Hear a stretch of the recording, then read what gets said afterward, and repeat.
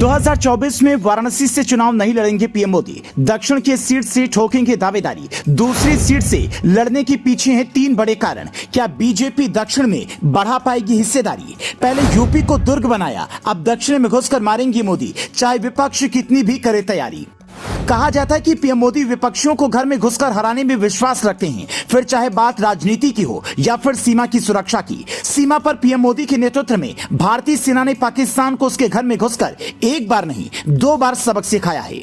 2014 के लोकसभा चुनाव को ही ले लीजिए। देश में सबसे ज्यादा लोकसभा सीटों वाले राज्य यूपी में बीजेपी की हालत पतली थी। लंबे समय से उसे यहां पर कामयाबी नहीं मिली थी और यूपी के बिना दिल्ली का रास्ता नहीं बन सकता था। तो पीएम मोदी ने मुश्किल लक्ष्य तय किया और वाराणसी से आकर चुनाव लड़ा, जीते और फिर प्रधानमंत्री बने। आज की तारीख में यूपी बीजेपी के सबसे मजबूत किलों में से एक है, लेकिन अब यूपी को पीएम मोदी योगी आदित्यनाथ के हवाले कर चुके हैं और अंदर की खबर यह है कि वो दक्षिण के दुर्ग को भेदना चाहते हैं। पार्टी के अंदर यह संदेश भी दिया जा रहा है कि दक्षिण के राज्यों में बीजेपी की हालत खस्ता है। अभी कर्नाटक की हार ने संघ को और भी ज्यादा चौकन्ना कर दिया है। इसीलिए उम्मीद जताई जा रही है कि पीएम मोदी इस बार लोकसभा चुनाव दक्षिण से लड़ेंगे, लेकिन सवाल यह है कि वो किस सीट को चुनेंगे। दरअसल पीएम मोदी ने पहले वाराणसी को बहुत सोच समझ कर चुना था, उसमें हिंदुत्व का एक संदेश था। इसीलिए उम्मीद यह है कि पीएम मोदी रामेश्वरम सीट को चुन सकते हैं, क्योंकि पीएम मोदी का शिव प्रेम और भक्ति किसी से छिपी नहीं है।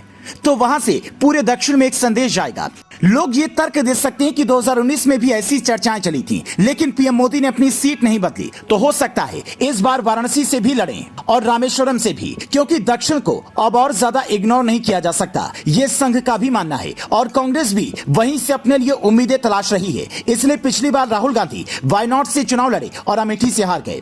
मतलब हिंदी पट्टी में बीजेपी पहले से ही मजबूत है, लेकिन 2 बार सत्ता में रहने के बाद भी दक्षिण बीजेपी को सता रहा है। देखिए, कर्नाटक एकलौता दक्षिण का ऐसा राज्य था जहां बीजेपी की सरकार थी, लेकिन इस बार वो भी हाथ से निकल गया। आंध्र प्रदेश, तेलंगाना, केरल और तमिलनाडु में पहले से ही बीजेपी की हालत पतली है। हालांकि तेलंगाना में कुछ उम्मीद बीजेपी को जरूर लगी है। इसी उम्मीद की चिंगारी को आग में बदलने के लिए पीएम मोदी दक्षिण का रुख कर सकते हैं। हालांकि इस बार पार्टी के कुछ बड़े नेताओं की राय है कि पीएम मोदी की जगह किसी बड़े लीडर को दक्षिण भेजा जाए, ताकि पीएम मोदी का वाराणसी से प्रेम भी बना रहे और दक्षिण में एंट्री भी हो जाए। अगर ऐसा होता है तो विपक्ष के लिए कुछ राहत हो सकती है, लेकिन पीएम मोदी अगर वहां से आ गए तो राहुल गांधी जिस रास्ते को बनाने में लगे हैं उस पर बीजेपी बहुत आगे निकल सकती है। इसलिए अब कांग्रेस विपक्षी एकता से ज्यादा इस ओर सोच रही है कि पीएम मोदी अगला कदम क्या उठाने वाले हैं। Bureau report, leading Bharat TV.